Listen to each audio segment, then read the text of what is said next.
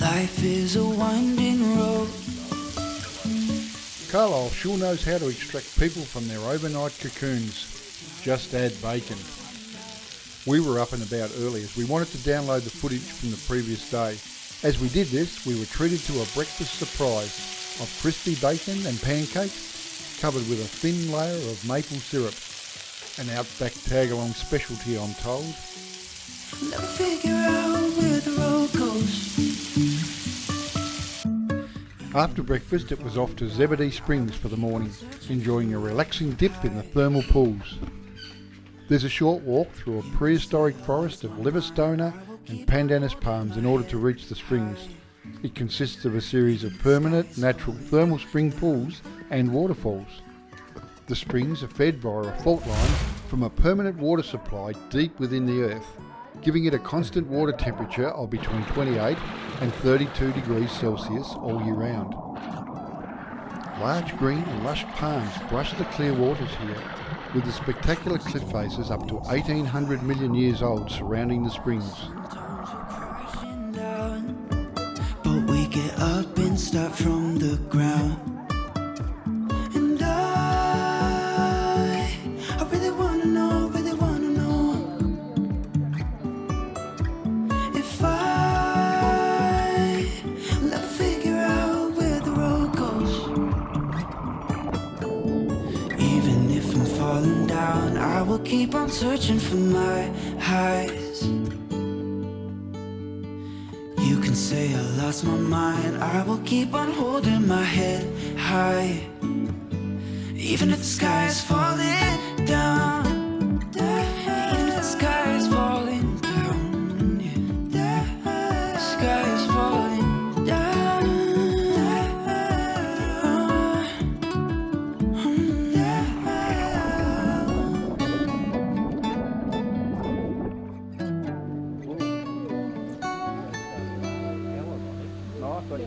Even if the sky is falling down, even if the sky is falling down, yeah. The sky is falling down. Like all good things, it doesn't last forever, and it wasn't long before we headed back to camp to do a few housekeeping chores and prepare ourselves for another sunset.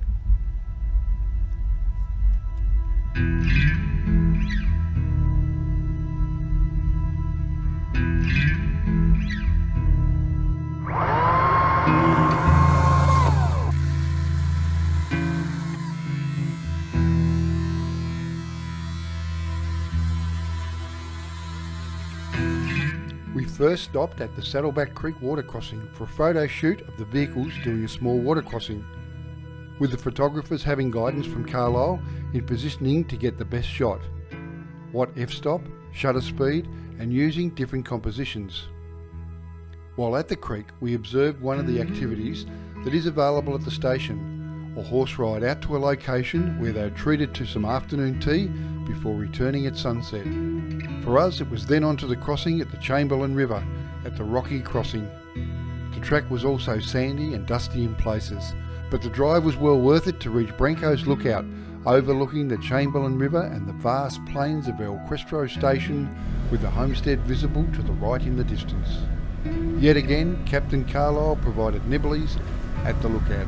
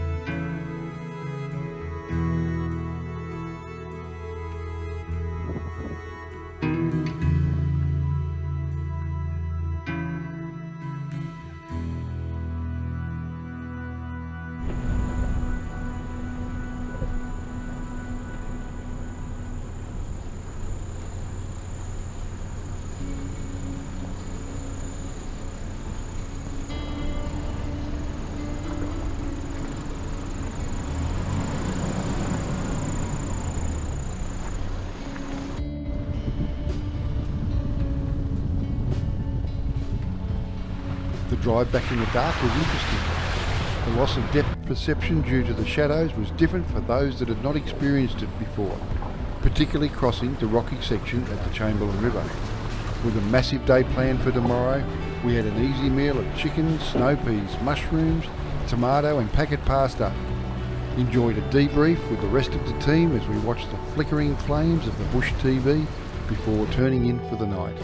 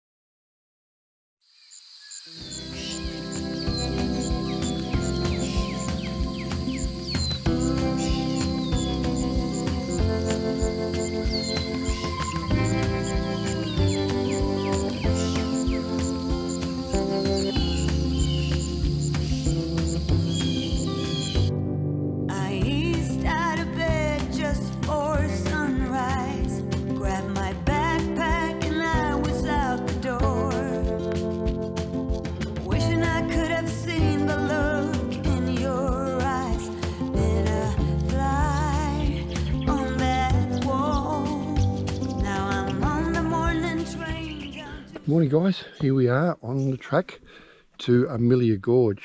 Now Liz and I didn't do this one last time we were here, just basically ran out of time, so the opportunity's come this morning to do that.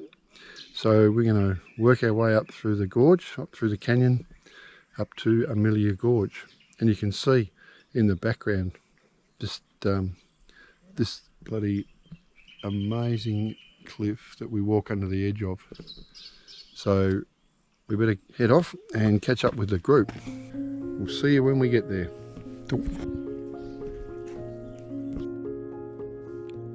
Amelia Gorge is a 3.5 kilometre return walk and offers a challenging yet rewarding experience. The rock formations surrounding you are a blend of Carlson's volcanic, Elgie siltstone, Wharton and King Leopold sandstone. The walking track leads you along the Amelia Valley. Sections of the trail are along a dry, rocky riverbed, and this trail offers little shade, so best tackled early in the day.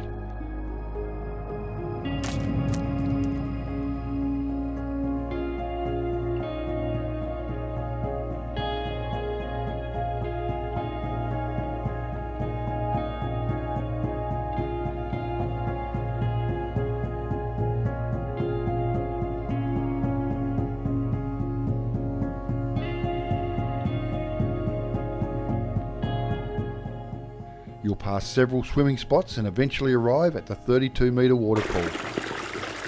Unlike other gorge walks on our Questro, this waterfall is not fed by underground springs and can become dry by July or August, so the gorge is best seen just after the wet season when the massive waterfalls flow from one pool to the next.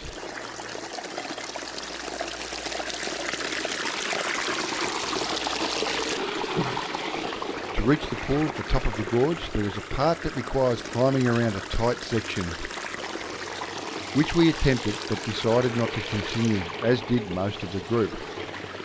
We enjoyed this pool that offered the opportunity to behave well below our age, before drying off, changing and walking back to the car.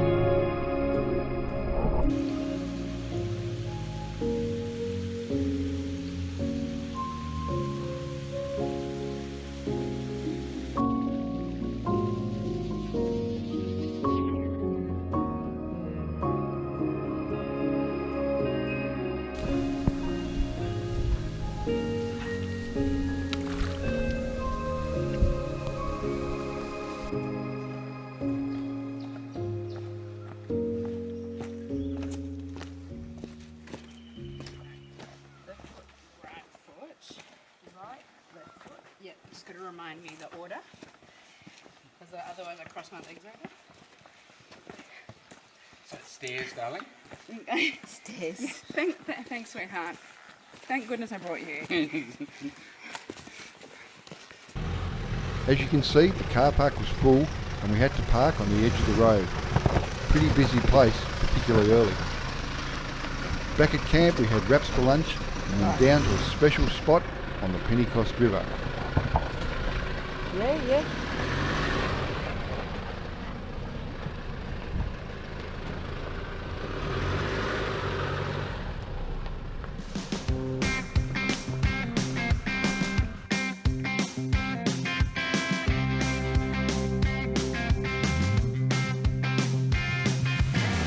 After setting up some gear, we headed upriver, exploring the water as we went. Just before it was time to leave, isn't that always the case, I hooked up on a nice barra, but it ended up throwing the hooks on one of those electric jumps. And no, we didn't get it on film.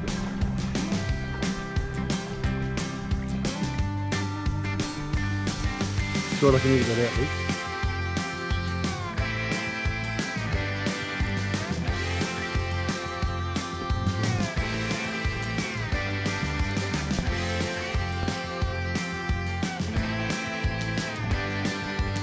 It was then back to the Pentecost River crossing to take some photos of the vehicles crossing with the Cockburn Ranges as a backdrop and making the most of the golden hour.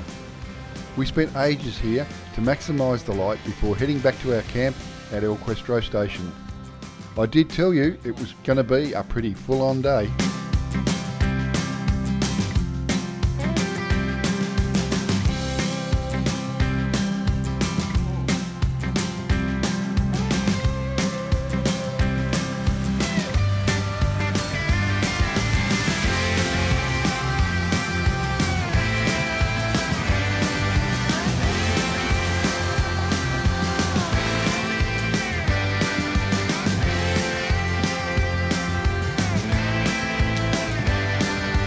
Whilst we're here on holidays, we must remember that some people continue to work and keep the supplies up to the remote stations that call the Kimberley home.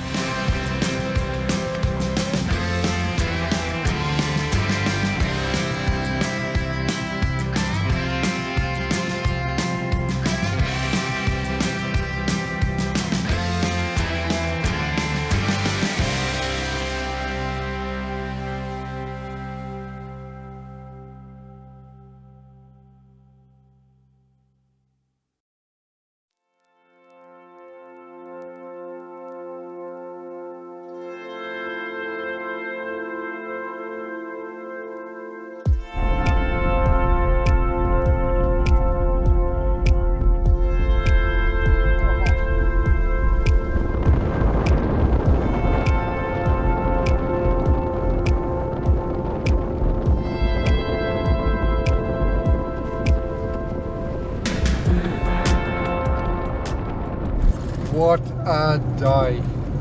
So we're just making our way back from the Pentecost. So we went for our walk to Amelia Gorge and then came back, had a bit of lunch. We left camp about 1 o'clock and then headed out to the Pentecost to Carl. We got some access to fish on the other shore, so we did that. Bloody dropped a nice barra. Not happy Jan. Got a couple of little bloody bites, and then had one take a lure and he spun it out. Then we had to go because the sun was starting to get a bit low, so we wanted to sort of maximise the light at the crossing, so I was packed up over to the crossing, and you know, we were lucky. There's a bit of cloud cover and the colours are just absolutely stunning. Amazing. Just words just can't describe it really. We were there for 3 nights and they were good, you know, they were pretty good bloody sunsets too, but tonight, amazing what a little bit of cloud cover will do. So, we're on our way back to camp. I reckon there's some steak with my name on it and a couple of cold beverages.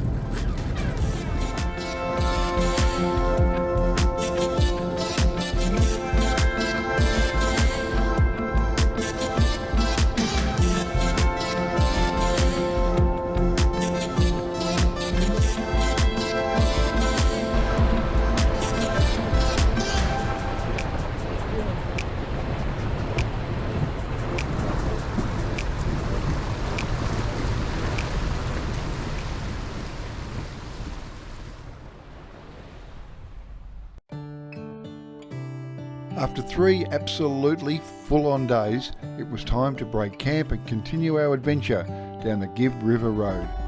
How come the stars come to shine when it's dark from so far away and show us where we are? What makes the sun go to sleep every night, and what's it dreaming of? I wonder.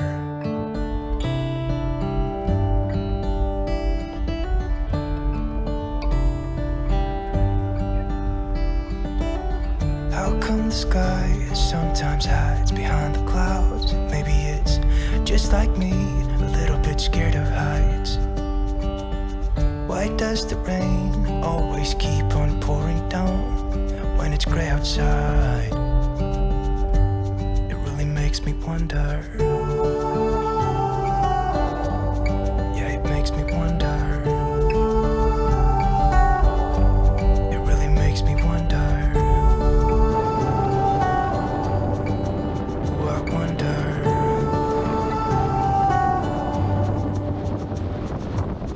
How come the trees gets undressed when it's cold? Our first stop was the lookout just up the road from Home Valley Station. Unfortunately, this place was still closed and unsure whether it would open for the rest of the season. But the lookout afforded us some great views of the area. The next stop was Bindoola Falls, the land of many lizards. It really makes me wonder. Yeah, it makes me wonder. It really makes me wonder. Ooh, I wonder.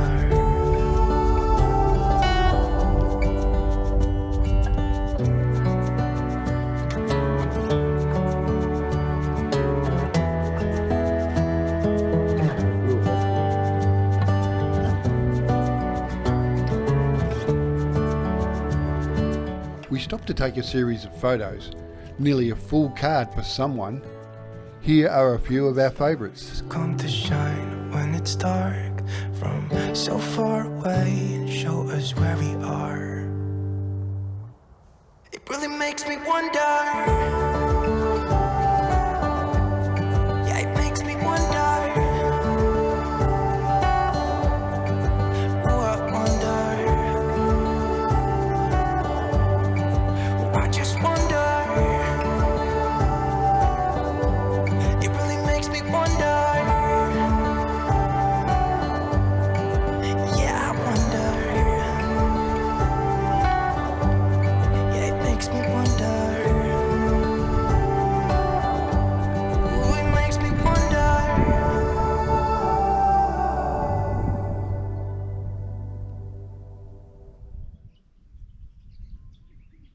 Then it was on the road again. I can feel a cuppa and a scone coming on.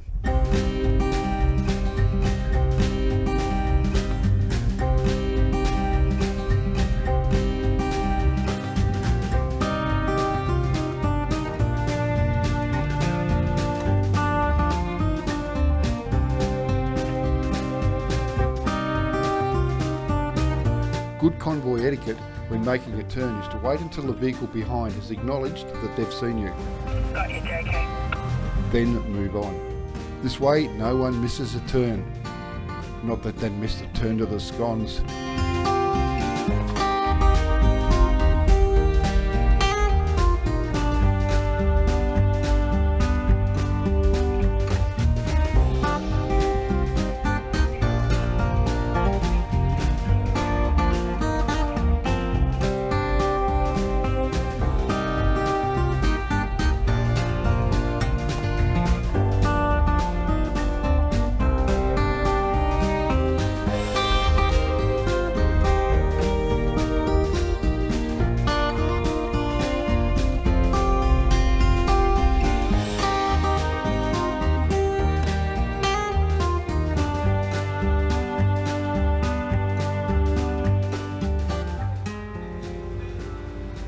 Guys, not too bad. Yes. A quick catch up with a fellow T-van owner allowed us to share road conditions as they had just come from where we were headed and vice versa. Infamous Gibb. Oh yeah? This end? Okay. Thanks for that. Good on you guys, enjoy it. Let's see if we can find a spot in the shade.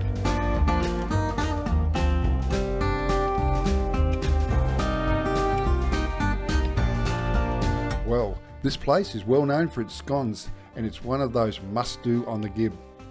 I can't believe I don't have a photo of the scones, so I've used a photo from their Facebook page. Hope they don't mind. Larissa, one of the current managers, sat and gave us a talk about the property and how tourism and not cattle are their main source of income. She also shared how they cope in the wet season and how isolated they are due to flooding. But this doesn't stop them from socialising. They'll often meet, even if it is across a swollen river. They broke their record this year with 17,239 scones sold.